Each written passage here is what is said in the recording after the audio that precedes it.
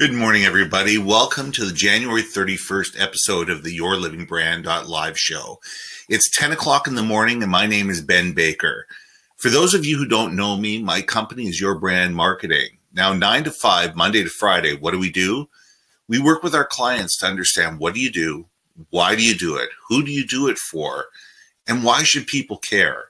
It's about being able to tell your corporate story in a compelling way, so that you're not a commodity, that people, enjoy and understand what you do and want to do business with you instead of your competitors.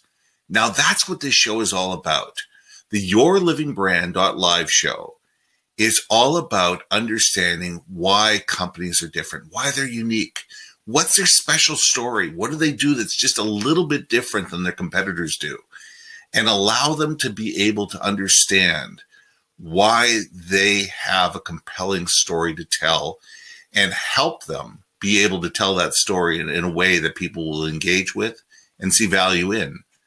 Now, this week, we're going to be interviewing Stu Heinecke. Now, Stu has been a cartoonist for the Wall Street Journal longer than I can imagine. He is a nominee for the Marketing Hall of Fame, and he's written a book called How to Get a Meeting with Anyone. Now, we've pre-recorded this meeting with Stu. Sit back, enjoy it, and I'll be back to see you after the video. Stu, thank you very much for being on the show this morning. It is great having you here. Welcome. Man, it's great to join you. This is our second attempt because the power went out. That's right. We had the power go out. It's got to be this time of year. Everybody's got the Christmas trees up. Everybody's got the Christmas lights up, and I guess they blew the power. It could be that, or here on the island, their trees are always blowing over and knocking down lines, and when the wind blows, you never know if you're going to have power here. That's true, but you know what? Is there a more beautiful place in the world to live? Yeah, Vancouver, where you are. Yeah, but it's too expensive here. Well, they're both beautiful. They are too expensive. Vancouver, I love living in Vancouver. I absolutely love living in Vancouver. But you know what? I've been here since 1974 off and on. We bought our house 16, 18 years ago. I couldn't afford it today. Yeah. I'm thinking the changes you've seen, particularly prices. Wow. And here in Seattle too. But we digress. That's right. Here. Great having you here. It's great to be here with you. So, as I've been telling my guests, the show is all about what makes people unique. What's their story? What makes them different? Why do people find them valuable? So today it's your turn, Stu. Great. So let's get into it. Tell me about Stu. Tell me about your company. Tell me about who you work for, what you do, and why you do it. Well, sure. And I'm going to answer that in terms of what I think you are a student of, which is personal brand. Absolutely. That has been I think it's been my secret my whole time. I've had a very interesting career because I've combined marketing, and that's where my education is, with cartooning. And cartooning has been the most, it's been a gift that just keeps on giving and giving and giving. Mm-hmm. In terms of personal brand, imagine, you're calling someone up, or let's say you're talking to someone's assistant first. And you say, "Hi, my name is Stu Heinecke. I'm one of the Wall Street Journal cartoonists and the author of," I didn't mention that yet, but the author of How to Get a Meeting with Anyone. And I had a couple of questions I wanted to ask your boss. Would you mind could we connect? Right. They're going to be saying, "Who are you again?" Because it's such a shocking thing. That's a nice thing over the phone, but I also have the option of sending cartoons around. Absolutely. It's sort of, by now, everyone, pretty much everyone's seen at least a few of my cartoons. Yeah. And so they notice that the signature and maybe the style of the cartoons are familiar. And so we start out with, "Oh my God, I think I've seen your stuff all over the place." Mm-hmm. So they're really excited about that. And when I send someone a cartoon, all of my cartoons in marketing anyway, are personalized. All the gags are written so that I can insert your name into the caption. And that's kind of a dry way of saying, "It looks like I did a cartoon about you." Absolutely. So, and if it's on target, if it's about, I would think, for one thing, your success in business or your success in the advertising field, marketing field, you'd be going, "Hey, wow, this thing's cool. Wow, look at this thing." And so one of the things I noticed real quickly was that it was such a powerful device that I used it in marketing, but I also used it in methods for breaking through to people to get those marketing assignments. Absolutely. And so you asked about what I do and what my company is, and what we have, we've gone through a lot of iterations, but what we do is we help sales teams break through to their top accounts. Right. And often we use the same tools I've been using throughout my career for me to break through, which are cartoons. Right. So that's what we do. Well, the world is full of so much noise. You know, between your email, your Twitter, your LinkedIn, your Facebook, your YouTube channel, everything that's going on right there, you're being bombarded by sound. You're being bombarded by information. And differentiation is the key. If all of a sudden somebody has to stop and go, oh, that's different. And wait a second, it's targeted directly to me. And it's not digital. And it's not, coming to you through a screen somewhere. You're going to pick it up and you're going to look at it. You're going to sit there and say, wait a second here. This is different. This is interesting. Someone is trying to actually get my attention and got it because they came at me in a way that I wasn't expecting. And it put a smile on my face. It got me thinking, and it got me to call them and sit there and say, hey, listen, I really appreciate this. Was a really nice custom gift. Yeah. So, it's a great thing that you do. Thank you, because I was going to say, if you think about it, we've always been deluged with lots and lots of marketing messages. They're everywhere. Absolutely. I just read that there's a Japanese company that wants to start putting billboards on the moon. On the moon. Wow. Anyway, talk about bombardment. But look, the thing Can you imagine the telescope you need to have to be able to read those things? I see it. but also we're bombarded even more on social media. I mean, that's relatively new, and so and most of us are on LinkedIn at this point, and you just get bombarded with requests for connections and and a lot of pitches that I think are misplaced and so on. Absolutely. Really, really bombarded. And that sort of that electronic nature of okay, I'm seeing your picture in LinkedIn and we're conversing, but when you get something tangible, something in your hands, something that sticks around, something you can, I was going to say something you can frame, but really there's no requirement that you be a cartoonist for what I do. No. And what a lot of people do, I mean, it's really, there's a name for it, contact marketing. And so there's no requirement that you have to be a cartoonist or use cartoons in contact marketing. But certainly if you are using methods to show up in ways that they're just memorable, excuse me. Absolutely. They make you so memorable. That's just really powerful. Oh, for sure.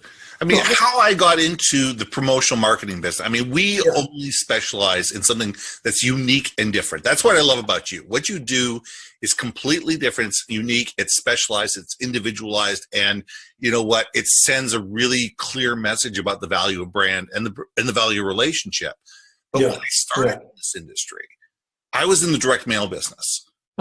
And we got into bumpy mail, because we knew that bumpy mail had a huge open rate, like 2 to 3 times the open rate of a regular piece of mail. So for people who don't know what bumpy mail is, it's mail that has something in it, whether it be a pen in it, whether it be a magnet in it, whether it be, a hot plate glove or whatever, something in the piece that people sit there when they're fumbling around with the envelope, they go, well, wait a second, there's something in here other than the letter. I should open it and see what it is. Yeah. Well, that's where that whole thing came from, because all of a sudden you're not just getting a letter, you're getting a gift.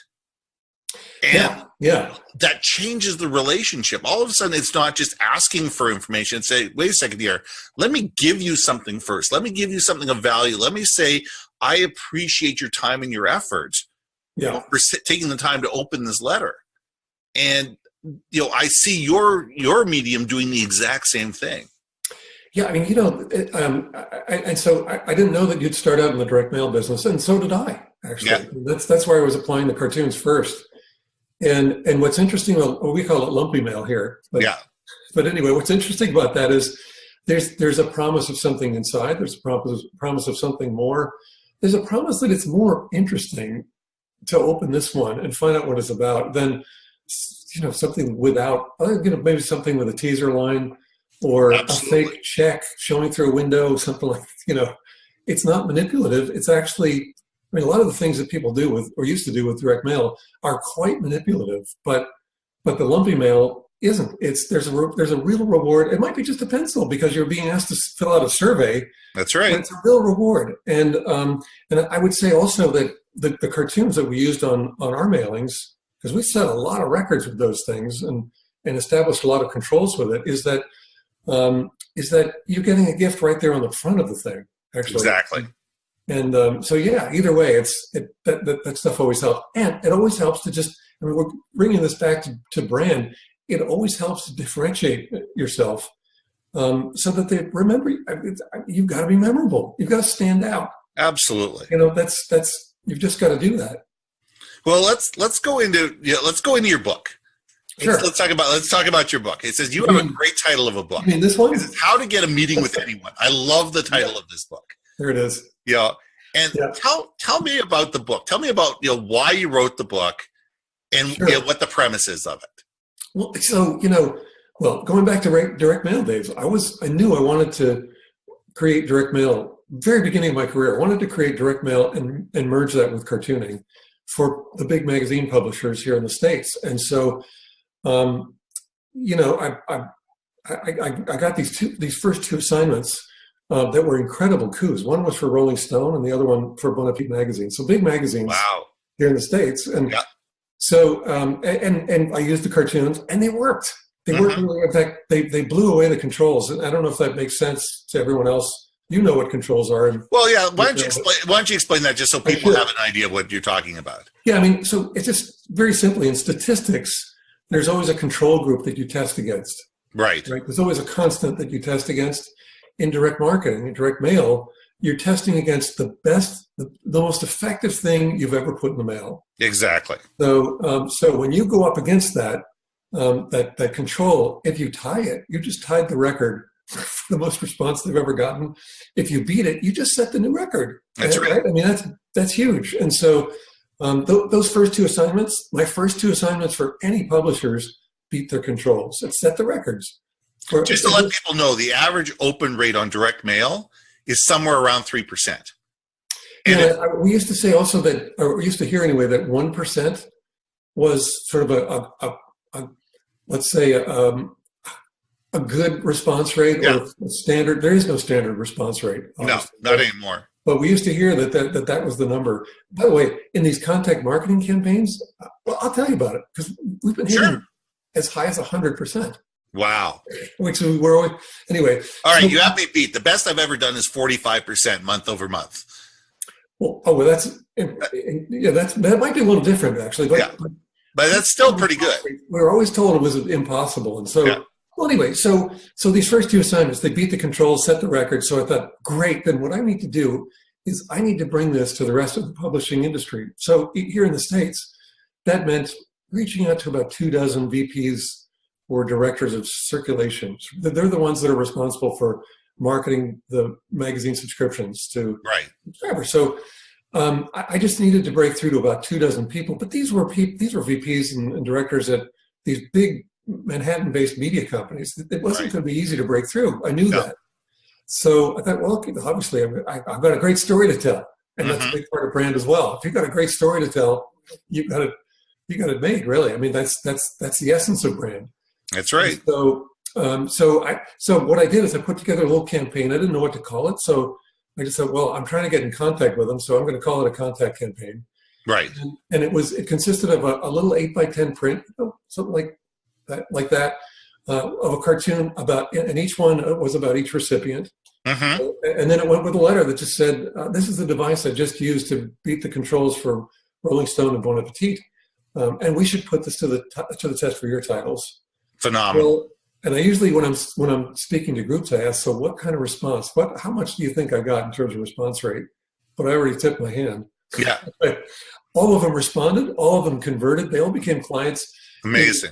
It launched my business, and it all came from a campaign that I spent about $100 on. Wow. So that's the essence of contact marketing, actually. But the book came about because I started, first of all, I thought, well, isn't that cool? I've got a secret weapon. I could break through to just about anybody. How far can this go? and I discovered that I could reach presidents and I reached one of your prime ministers, actually. Yeah. On behalf of an NHL thing. But, you know, and then just really countless CEOs, C-level executives, and top decision makers. And so I thought, well, great, I've got a secret weapon. Isn't that cool? Isn't that unique? And I thought, actually, no, it's not unique at all, because I know there are a lot of people out there who've been doing all kinds of things, because we all face that challenge. How do we break through to the people who can make the biggest difference? Absolutely. To us, right? So, so I started hearing these stories, amazing stories of audacity and clever thinking. The cactus one. You told me the other day about the cactus story for Amazon. Yeah. Well, you know, Amazon recently announced that they're going to establish a second headquarters. Right. And they wanted proposals from cities and municipalities. They got them. They got a lot. I think that the count is something like 250 proposals. Something like that. Some ridiculous amount. Cities all over the States, but also cities in Canada and states or provinces in Canada and states in Mexico as well. So they're all competing for attention, which is a perfect crucible for coming up with these really interesting approaches. And so really, one of my favorites, obviously, is Tucson, which the Economic Development Agency for Tucson decided they'd send a 21-foot tall cactus to them, and certainly did get their attention. But there were others. I mean, one city offered to rename the city Amazon, and a mayor. I'm still actually looking into this for my next book, which is a set of case studies of contact marketing. But you know what? It would be great. That case study alone of just the different proposals to Amazon for creativity must be incredible. I mean, what a perfect example of the reason for being for contact marketing. Exactly. Right. I mean, this is the biggest economic development package ever. I mean, that's what I didn't know that before, but I've been interviewing some of the people who put these proposals out. It's the biggest one ever. And, you know, actually living in Seattle, I can tell you they take over the city. I mean, there are cranes all over Seattle. The growth rate is incredible. You know, the growth rate of housing prices is also incredible, kind of like Vancouver, but for other reasons. But anyway, you know, it's the perfect setup for contact marketing proposals. But you know what I discovered, God, is that people were using. One guy used a pigeon to reach Steve Jobs, and he got a $250,000 deal out of it. Phenomenal. Someone else, I was giving a speech to a group, and I said, this is so common. Really, it is. I was not unique. I might have been unique in sending cartoons around to meet people, but I was not unique in terms of reaching out to important people. We all have been doing this, since business was invented, right? So, one of these guys had a client wanted to present this tech startup, the client's tech startup, to Larry Ellison, the CEO of Oracle. Right. And so they ended up producing a contact letter as a full-page ad, and they ran it in the Wall Street Journal. It cost them $10,000 just. I was about to say those are not cheap. Yeah, I mean that's really taking a chance, but they broke through, and they had a meeting with Larry, and not only that, but Larry said, "Yeah, I do want to buy this company." So it was a $350 million transaction, and they spent $10,000 to get in. Yeah, I mean that's the interesting thing. Most companies think small. Yeah. Most companies don't realize what is the lifetime value of that proposal, that pitch, that production, that whatever. And, they sit there and say, okay, I want to spend a dollar. I want to spend $2. I want to spend 50 cents. I want to spend, 10 cents, per name to be able to send out some type of campaign, when these people could be worth hundreds of thousands, millions of dollars, $500 million to you. You don't need to send a campaign out to 100,000 people if you need to reach 12 or one. Figure out what your campaign's going to be and adjust your budget accordingly based on what's the value of these people if you win the campaign. Yeah, you know, what I was going to say though, I started to say that I was giving a talk to this one group, and you know, Yeah. that's not uncommon. A lot of people are doing this. And I said, you know, I'll bet a lot of you in the audience have some favorite thing that you use to break through. Anyone want to share it? And so one guy raised his hand. He said, well, you're going to think this is a little silly, really, but I had this client, I had an account, a prospect that I wanted to break through to for a long time, and he would never answer anything, phone calls, faxes, emails, whatever I sent. There was no moving him. He just was not going to respond to me. So then one day he realized this guy's birthday tomorrow. So the next day he went out and got a cupcake. Now I don't know how much a cupcake costs, but it's just a couple of bucks, right? Doesn't matter. It was different. And then put a little birthday candle in that cupcake and dropped it off. Yeah. And the guy said, hey, come on in. You know, and they got to talking, and he ended up getting a $200,000 deal. Yeah. From a cupcake. So, you know, this really is you could spend, I don't want to, the thing is, I don't want to create the impression that you have to spend a lot. In fact, on contact marketing, in fact, I think one of the benefits of contact marketing is because the audience that you're going to focus on is so small, and the potential for dollars and for revenue is so huge, you can spend quite a bit per person. You can spend $100 per person and still spend a lot less than you would spend on any mass marketing campaign. Absolutely, because it's sniper marketed. You know exactly who you're contacting. Yeah. You're going after them with a very specific plan and with a very specific objective.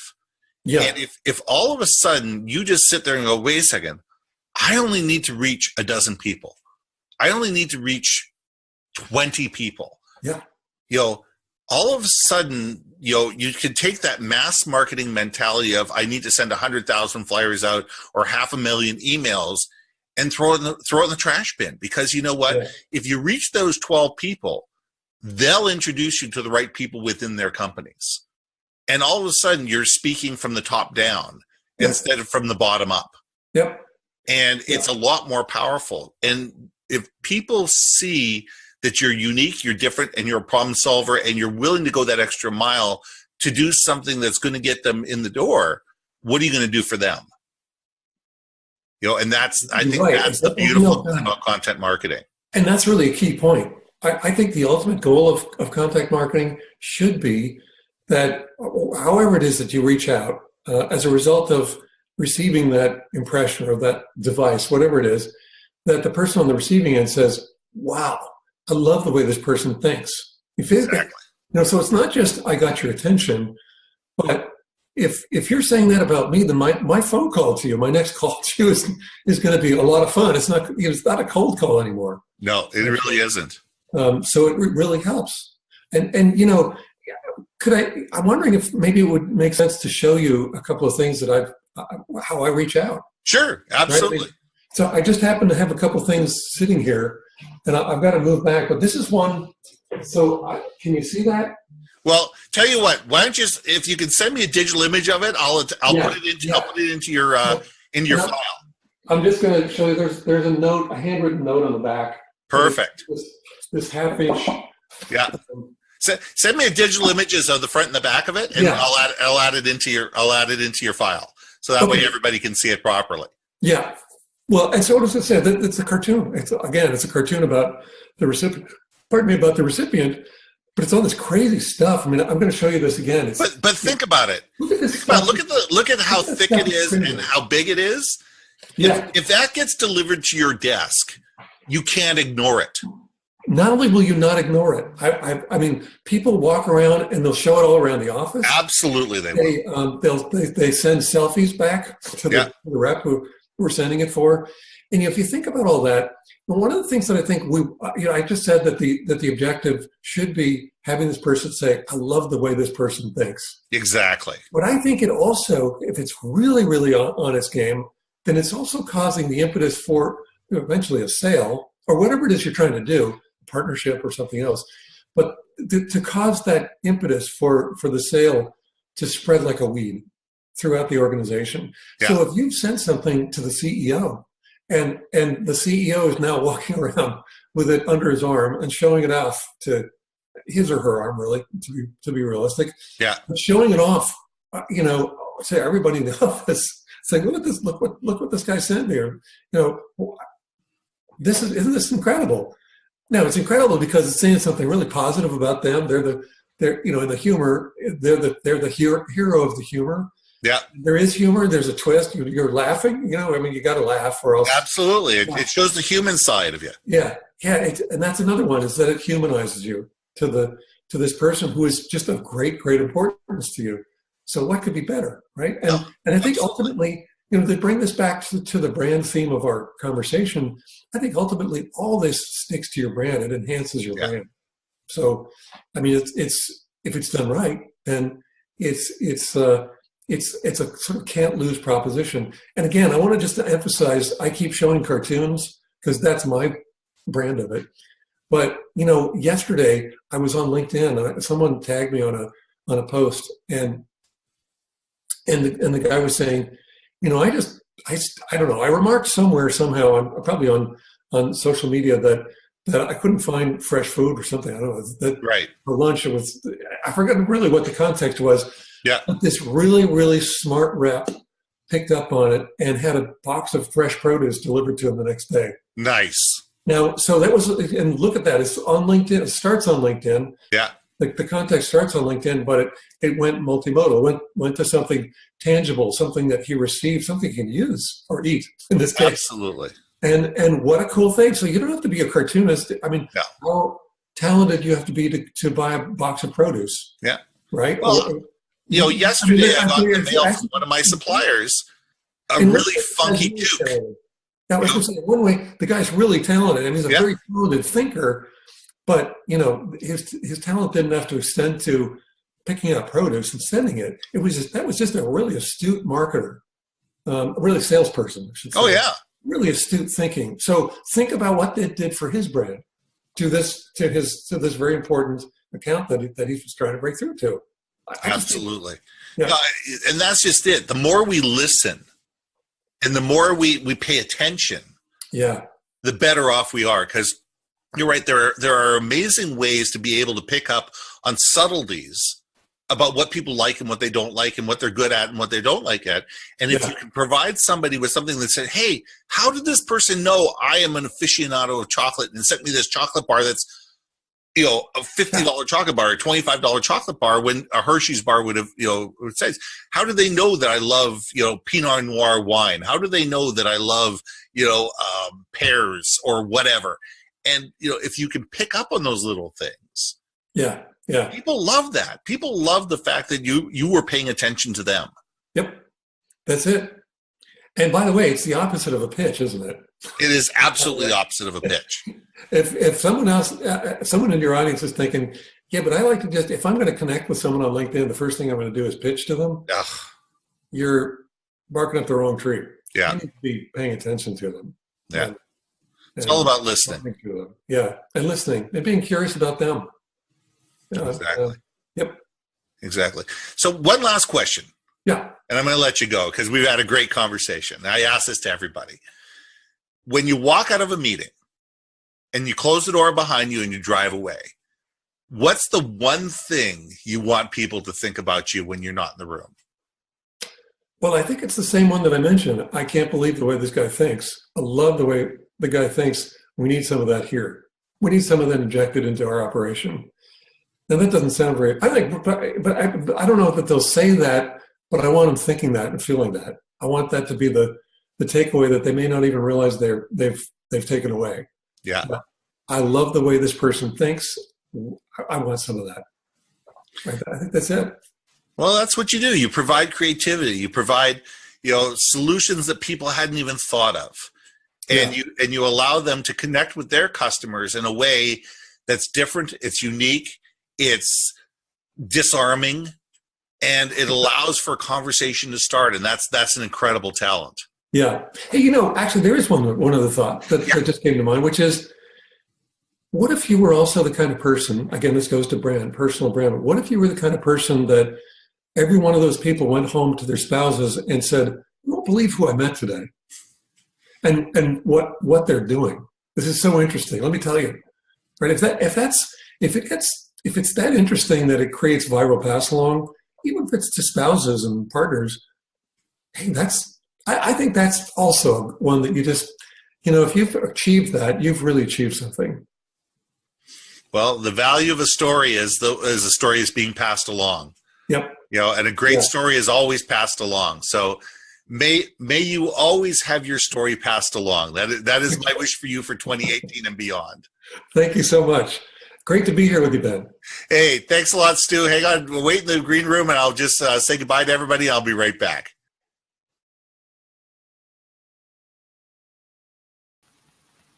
Thanks, everybody. I hope you really enjoyed the episode. Stu is an incredible person to have. Lots of energy and incredible creativity. It's all about creating value through differentiation. It's what makes you different, what makes you unique. What's the story that you tell that's compelling, that engages people and allows them to see your value? That's what it's all about. We all have a way of doing that. It's figuring out what's the best way of doing it for you. Now, Monday to Friday, 9 to 5, my name is Ben Baker. My company is Your Brand Marketing. What do? We work with you. We consult, we teach, and we do workshops on brand, message, market, vision, and value. And we speak as well. And what we do is we figure out what's your story, who's your audience, what's your specific value to them, and help you tell that story in a compelling way. Join us next week. It's every Wednesday at 10 o'clock in the morning Pacific on the YourLIVINGBrand.live show. Thanks a lot and have a great day.